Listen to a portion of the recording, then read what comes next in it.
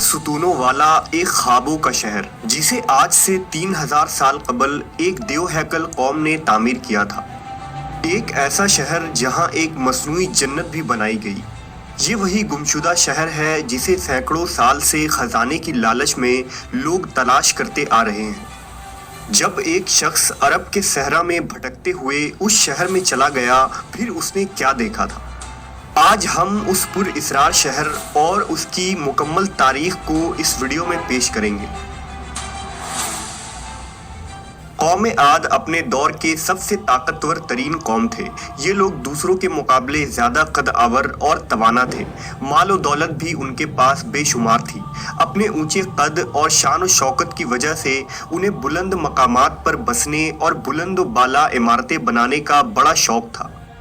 تاریخ میں عاد کے نام سے دو قومیں گزری ہیں، ایک کو عاد اولیٰ اور دوسرے کو عاد ارم کہتے ہیں۔ عاد اولیٰ سام بن نوح کی اولاد تھے اور یہ عرب کے جنوبی علاقے میں آباد تھے۔ عاد اولیٰ کی طرف اللہ نے حضرت ہود علیہ السلام کو مبعوث کیا تھا، لیکن قوم عاد کی بدعمالیوں کے سبب انہیں تباہ کر دیا گیا۔ ان کے تباہ ہونے کے بعد حضرت ہود بچے ہوئے لوگوں کو لے کر حضر موت کی طرف ہجرت کر گئے۔ ان کی رہائش احقاف کے علاقے میں تھی۔ یہاں اس قوم نے خوب ترقی کی اور اللہ نے انہیں بے شمار نعمتوں سے نوازا۔ انہیں عاد ارم کہا جاتا تھا اور یہ جس علاقے میں آباد تھے اسے شہر ارم کا نام دیا گیا۔ اس شہر کو ذات العماد بھی کہا جاتا ہے، جس کے معنی ستونوں والا شہر ہے۔ یہ شہر طوفان نوح کے کافی بعد بسا اور کافی ترقی یافتہ تھا۔ عاد ارم کے لوگ کم از کم 12 گز لمبے ہوا کرتے تھے۔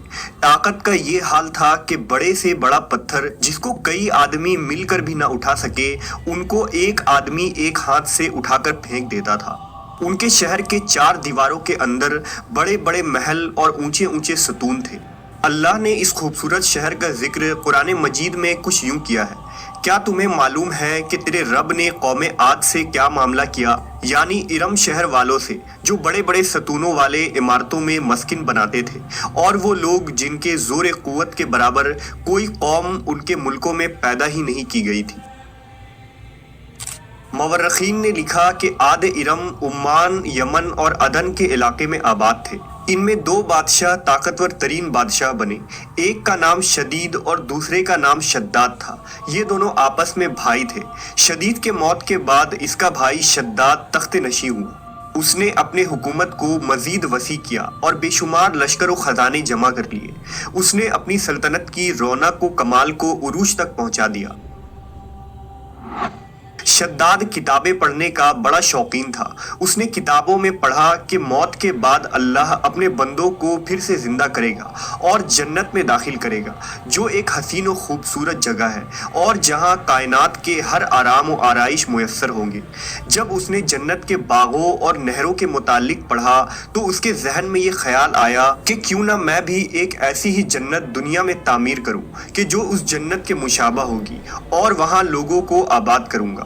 لہٰذا اس نے اپنے وزیروں اور امراء کو جمع کیا اور حکم دیا کہ ایک ایسی جگہ تلاش کی جائے کہ جہاں بہت زیادہ درخت ہو، وہاں صاف کھلی فضا ہو اور ایک وسیع میدان ہو کہ جہاں میں اپنی جنت بنا سکوں۔ اس کے لوگ ایسی جگہ کی تلاش میں نکل پڑے۔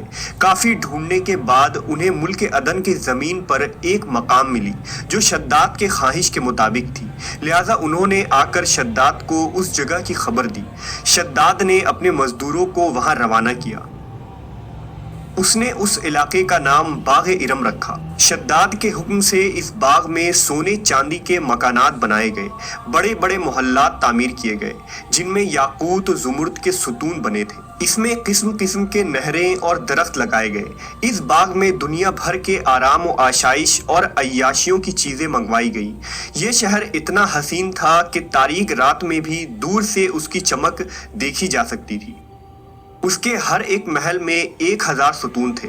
شہر کے درمیان ایک نہر بنائی گئی تھی اور ہر محل میں اس نہر سے چھوٹی چھوٹی نہریں لے جائی گئی۔ کچھ نہریں شراب کی تو کچھ شہد اور کچھ دودھ کی تھی۔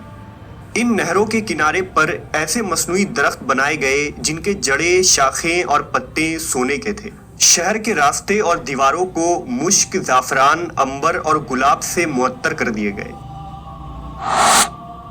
جب اس جنت کی تعمیر مکمل ہو گئی تو اس نے اپنے امراء اور وزراء کو حکم دیا کہ میری اس بنائی ہوئی جنت کی طرف چلنے کی تیاری کرو۔ اب شداد بڑے جاہو جلال اور متکبرانہ و فاتحانہ انداز میں بڑی شان و شوکت سے سپاہیوں کی جھرمٹ میں روانہ ہوا۔ جب وہ اس جنت سے صرف 1 کوس کے فاصلے پر پہنچا تو اللہ نے اس پر عذاب بھیجا۔ آسمان سے ایک ایسی چیخ سنائی دی کہ شداد زمین پر گر پڑا اور اس نے اپنی ہی بنائی ہوئی جنت کی ایک جھلک بھی نہ دیکھ سکا۔ وہ اسی مقام پر اپنے لشکروں سمیت ہلاک ہو گیا اور کوئی بھی اس شہر میں داخل نہ ہو سکا۔ شداد اور اس کے لشکر کے ہلاک ہو جانے کے بعد وہ شہر بھی لوگوں کی نگاہوں سے اوجھل کر دیا گیا۔ لیکن عدن کے گرد و نواح کے لوگوں کا یہ کہنا تھا کہ کبھی کبھی رات کے وقت اس علاقے کے ارد گرد اس کی کچھ روشنی اور جھلک نظر آ جاتی ہے۔ یہ روشنی اسی شہر کے دیواروں کی ہے۔ روایت ہے کہ ایک صحابی رسول حضرت عبداللہ بن قلابہ ایک مرتبہ اتفاق سے عدن کے علاقوں میں چلے گئے۔ اچانک آپ کا ایک اونٹ بھاگ گیا۔ آپ اس کو تلاش کرتے کرتے اس شہر کے پاس پہنچ گئے۔ جب اس کی میناروں اور اس کی دیواروں پر نظر پڑی تو آپ بے ہوش ہو کر گر پڑے۔ جب ہوش آیا تو سوچنے لگے کہ اس شہر کی صورتحال تو ویسی ہی نظر آتی ہے جیسے حضرت محمد صلی اللہ علیہ وسلم نے ہم سے شداد کی جنت کے بارے میں بیان فرمائی تھی۔ اسی کیفیت میں اٹھ کر وہ شہر کے اندر داخل ہو گئے۔ اس شہر کے اندر نہریں اور درختیں تھیں اور ایسے ایسے آرام و آرائش کی چیزیں موجود تھیں جو انہوں نے کبھی نہیں دیکھی تھی، لیکن وہاں کوئی انسان بھی نہیں تھا۔ آپ نے وہاں پڑے کچھ سونے چاندی اور جواہرات اٹھا لیے اور واپس چل دیے۔ وہاں سے وہ سیدھے اس وقت کے دارالخلافہ دمشق پہنچے اور اپنا سارا معاملہ حضرت امیر معاویہ کو بتایا اور اس شہر کی ساری نشانیاں بتا دیں۔ حضرت امیر معاویہ یہ سارا واقعہ سن کر نہایت حیران ہوئے اور اہل علم حضرات سے اس بارے میں معلومات حاصل کی گئی کہ کیا واقعی دنیا میں ایسا شہر بھی کبھی بنایا گیا تھا۔ لہذا حضرت کعب بن احبار رضی اللہ تعالیٰ عنہ نے بتایا کہ ہاں، قرآن مجید میں بھی اس شہر کا ذکر موجود ہے، مگر اللہ نے اس کو لوگوں کی نگاہ سے چھپا دیا ہے۔ حضرت کعب بن احبار نے بتایا کہ نبی صلی اللہ علیہ وسلم نے فرمایا تھا کہ میری امت میں سے ایک آدمی اس شہر میں چلا جائے گا اور وہ چھوٹے قد سرخ رنگ کا ہوگا، اس کے ابرو اور گردن پر 2 تل ہوں گے۔ وہ اپنے اونٹ کو ڈھونڈتا ہوا اس شہر میں پہنچے گا اور وہاں کے عجائبات دیکھے گا۔ جب حضرت معاویہ نے یہ تمام نشانیاں حضرت عبداللہ بن قلابہ میں دیکھی تو فرمایا کہ واللہ آپ وہی شخص ہیں۔ انگریزی میں یہ شہر یا کھنڈرات the lost city of Iram اور the lost city of Atlantis کے نام سے مشہور ہے۔ عرصہ دراز تک یہ شہر اپنے خزانے کی کہانیوں کی وجہ سے مشہور رہا ہے اور ہر دور میں سیاح اس شہر کی تلاش میں رہے ہیں۔ یہ شہر دولت سے مالا مال ہونے کے علاوہ بدعمالیوں اور فسق و فجور میں بھی شہرت رکھتا تھا۔ اوبار کا ذکر مشہور زمانہ عربی کتاب الف لیلہ میں بھی موجود ہے۔ اس طرح لارنس آف عربیہ نے اس شہر کا ذکر اپنی کتاب اٹلانٹس آف سینڈ میں بھی کیا تھا اور برٹش رائٹر برٹام ٹامس نے اپنی کتاب عربک فیلکس میں اس شہر کے بارے میں لکھا ہے۔